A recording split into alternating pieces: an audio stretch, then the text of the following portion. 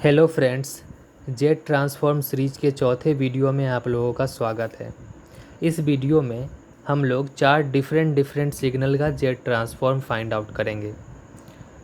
तो आप इन चार क्वेश्चनों में से आप लोग ध्यान से देखिए। ये जो क्वेश्चन है ना, ये यहाँ पे क्या है, X of N is equal to U of N, ये हमारा यूनिट स्टेप सिग्नल है। और ये जो क्वेश्चन है X of N is equal to del N, ये हमारा क्या है, यूनिट इम्पल्स सिग्नल है। तो इस लेक्चर के एंड में आप लोगों को यूनिट स्टेप सिग्नल और यूनिट इम्पल्स सिग्नल, इन दोनों का जेट ट्रांसफॉर्म क्या होता है ये भी पता चल जाएगा। और उसके अलावे ये दो क्वेश्चन भी बहुत ही इम्पोर्टेंट होते हैं, ऑब्जेक्टिव में ये क्वेश्चन हमेशा पूछे जाते हैं। ठीक है, इसलिए मैंने ये चार क्वेश्चंस को यहाँ पे क्या किया है, इंक्लूड किया है अपने इस वीडियो में, और हम लोग इस चारों क्वेश्चन को सॉल्व करेंगे। ठीक है, तो चलिए फर्स्ट क्वेश्चन को हम लोग सॉल्व करना चालू करते हैं। तो यहाँ पे पहला क्वेश्चन है X of N is equal to U of N, इसे हम लोग यूनिट स्टेप सिग्नल भी बोलते हैं। इस क्वेश्चन को आप कन्वेंशनल मेथड से भी सॉल्व कर सकते हैं। कन्वेंशनल मेथड कहने का मतलब ये हुआ कि आप वहाँ पे यू ऑफ एन का वैल्यू लिखिए, ठीक है, और उसके बाद जेट ट्रांसफॉर्म सीरीज में उसको कन्वर्ट करके फिर आप क्या कर सकते हैं, जीपी को जो हमारा जीपी सीरीज आता है उसे सॉल्व करके आप लोग क्या कर सकते हैं, यू ऑफ एन का जेट ट्रांसफॉर्म फाइंड आउट कर सकते हैं। लेकिन मैं यहाँ पे क्या कर रहा हूँ, ठीक है, इस क्वेश्चन को थोड़ा शॉर्ट मेथड से सॉल्व कर रहा हूँ। ठीक है, तो यहाँ पे मैंने क्या किया है, ये जो हमारा क्वेश्चन दिया है X of N is equal to U of N, उसे हम कैसे लिख सकते हैं, 1 का power N U of N लिख सकते हैं, क्योंकि 1 का पावर एन तो 1 ही होता है, और इस 1 को अगर मैं इसके साथ प्रोडक्ट करूँ तो यू ऑफ एन ही आ जाएगा। ठीक है, तो हम लोग इस यू ऑफ एन को क्या लिख सकते हैं, 1 का power N U of N. तो अब मैं क्या कर रहा हूँ, यहाँ पे हम लोग को मालूम होता है, क्या मालूम है कि वी नो डेट कि ए का power N U of N का जो जेड ट्रांसफॉर्म होता है वो होता है Z by Z minus A, जहाँ पे आर ओ सी का वैल्यू क्या है, Z is greater than A. ये क्वेश्चन को मैंने लेक्चर नंबर 2 में सॉल्व किया है। ठीक है, एग्जाम्पल नंबर 1 था ये हम लोगों का। तो इसका हमको जेड ट्रांसफॉर्म पहले से मालूम है। अब मैं क्या कर रहा हूँ, इस एक्सप्रेशन को और इस एक्सप्रेशन में, ठीक है, ये दोनों एक्सप्रेशन को आप देखिए, ये हमारा जो सिग्नल है, गिवन सिग्नल वही है, 1 का power N U of N का हम लोगों ने क्या करना है, जेड ट्रांसफॉर्म निकालना है, यानी यू ऑफ एन का निकालना है। तो जब आप इस दोनों को कंपेयर करोगे तो यहाँ पे ए का वैल्यू किसके बराबर है, 1 के बराबर है, और आप ऑलरेडी इसका जेड ट्रांसफॉर्म जानते हो, तो बस ए की वैल्यू को यहाँ पे रिप्लेस कर दो। तो ये क्या हो जाएगा, हमारा यू ऑफ एन का Z transform Z by Z minus 1 हो जाएगा, और जहाँ पे जेड इज़ ग्रेटर देन क्या हो जाएगा, 1। तो ये था हमारा इस क्वेश्चन का Z transform U of N का।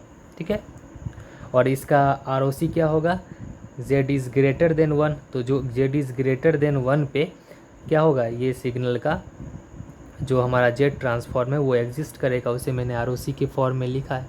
तो ये था हमारा फर्स्ट क्वेश्चन का आंसर। ठीक है, अब दूसरा क्वेश्चन आप देखिए, दूसरा क्वेश्चन में हम लोग को क्या दिया है, X of N is equal to 0.5 का power N U of N. ठीक है, इस क्वेश्चन में भी मैं सेम फार्मूला का यूज करूँगा।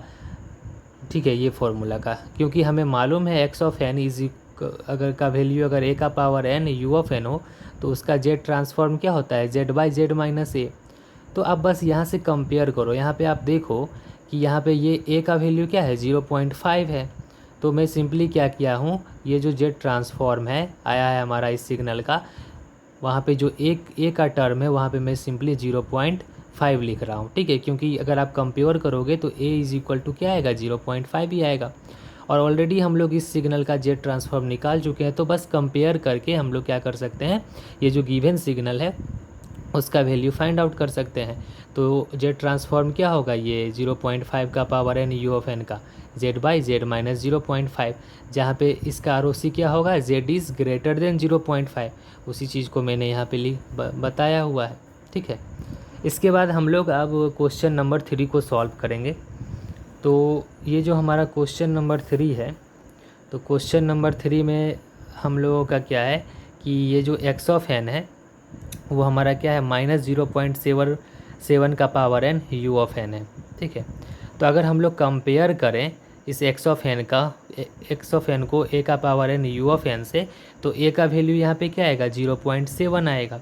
ठीक है, और सेम टेक्निक का मैंने यहाँ पे फिर से यूज किया है कि जेड ट्रांसफॉर्म ऑफ -0.7 का power N U of N जो होगा वो क्या होगा Z by Z minus A होता है। तो यहाँ पे क्या हम लोग लिख रहे हैं Z by Z minus of 0.7, तो ये माइनस और ये माइनस क्या हो जाएगा प्लस हो जाएगा, तो जेड बाई जेड प्लस 0.7। तो ये इस गिवन सिग्नल का क्या हो गया जेड ट्रांसफॉर्म हो गया। अब हम लोग ये लास्ट क्वेश्चन को सॉल्व करेंगे। ये लास्ट क्वेश्चन में क्या है हमारा X of N is equal to del N दिया हुआ है। इसे हम लोग यूनिट इम्पल्स सिग्नल भी बोलते हैं। इस सिग्नल का जो वैल्यू होता है वो 1 होता है for N is equal to 0 पे, और 0 होता है N is not equal to 0 पे। मतलब अगर एन का वैल्यू -1 से लेके माइनस इन्फानाइट हो तो उस केस में भी ये 0 होगा, और 1 से इन्फानाइट के केस में भी 0 होगा। बस एन इज इक्वल टू 0 पे इसका वैल्यू 1 होगा। देखिए आप ग्राफ के वे में डेल एन को ऐसे रिप्रेजेंट करते हैं हम लोग।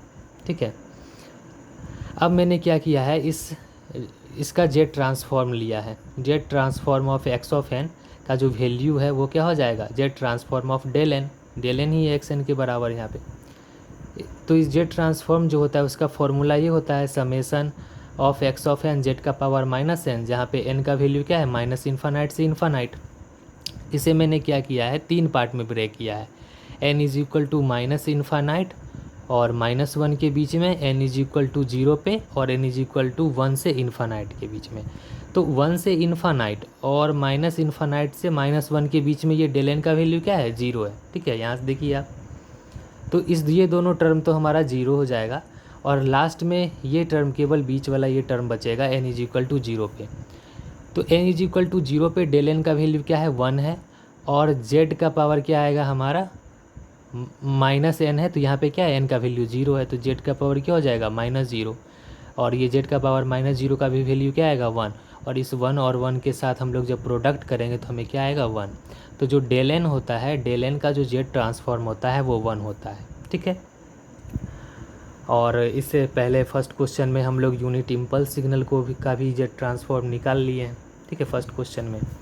तो ये था हमारा ये 4 क्वेश्चन का सॉल्यूशन।